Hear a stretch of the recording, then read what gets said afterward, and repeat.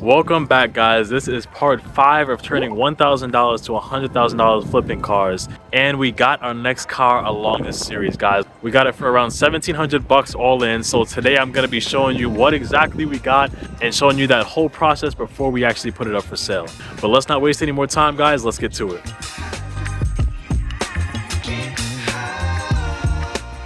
What's up, guys? My name is Jamal from Flipping University. In this channel, I help people go from amateur to expert so that they can build a life of freedom doing whatever they want and whenever they want. We didn't go too well with the auction the last time we actually went, but this time we went to ACV auctions and got this car from there as well. So it is quickly becoming my favorite auction to actually go to. I will say real quick that I see some people in the comments asking me to buy a car from private sale.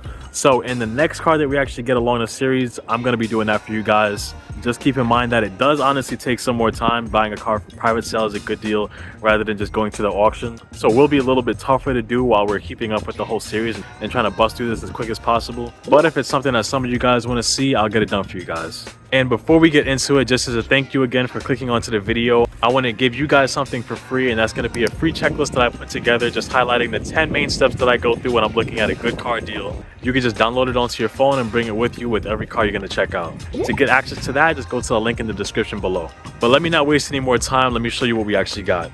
And as I mentioned in the beginning of the video, I bought the car for $1,700 all in, but the full breakdown was that the car itself was actually from a couple of states away. I got it from like 3 states away and got it transported. So the car itself was around $1,400, and then I paid extra to have the car transported to me. So altogether, it came to around 1,700 bucks. And this is it right here. It's a Subaru Impreza Sport. It's actually the wagon version of it. There is a little bit of rusting on the exterior, but it's nothing too crazy. It's just surface rust. But overall, the car is actually in pretty good condition. As you can see, it's a little bit dirty. We got a little bird poop over the exterior, but of course, nothing we can't clean up ourselves. And as you could see, I mean, usually it's like this, but most of the time when you get it from the auction, the cars are pretty dirty. But I'm going to be honest with you guys, I really don't mind the good detailing job. To me, it's a nice process being able to kind of bring something back to life. And what you can see there that's a little bit different is this is actually a manual transmission, which where I am in New York is actually a pretty cool thing. People actually like stuff like that. The good thing though is that there's actually no mechanical problems with this either. It's literally just a detailing job as well. So as you can see, there's no check engine light that's on. The only thing that's on is the airbag light. But around where I am, you can't get failed off in an inspection just because the airbag light is on. So for this price, you probably won't even try to fix it. As you can see here, it looks like there's some rips in the seat, so you might try to do something to make that look a little better. But all in all, it looks like this should be a pretty quick job. But let's go over to the car wash again to make this dirty looking thing look a little bit better. All right, now we're here at the car wash. We're gonna take it on a quick spin around just to get a quick clean of the outside, and then we'll go into the inside after.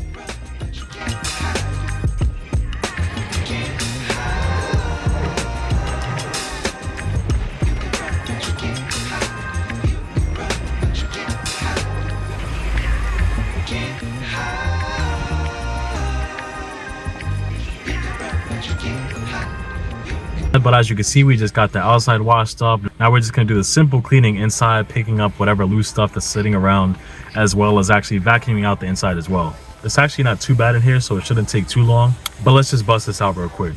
As you can see, it's looking a lot better now. It isn't nearly as dusty and grimy as it was before. Say these WeatherTech mats are so good to have. They clean up so much better than any other type of mats that I've really seen.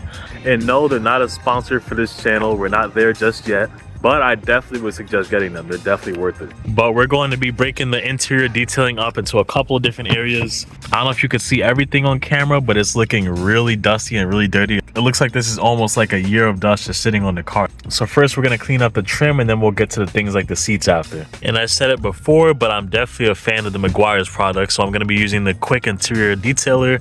I'll be using a brush first to get a deeper clean, and then following it up with the microfiber towel after.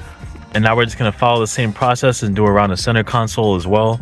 Of course, for some areas around here, instead of actually spraying directly on the piece, we're going to be spraying into the brush so we don't end up breaking anything.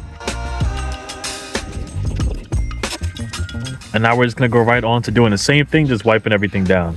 And now we're going to use Supreme Shine Protectant just to kind of glaze over it and make it a little bit better looking. There's not going to be too much to this process. After we're spraying it on, we're just going to wipe it off after.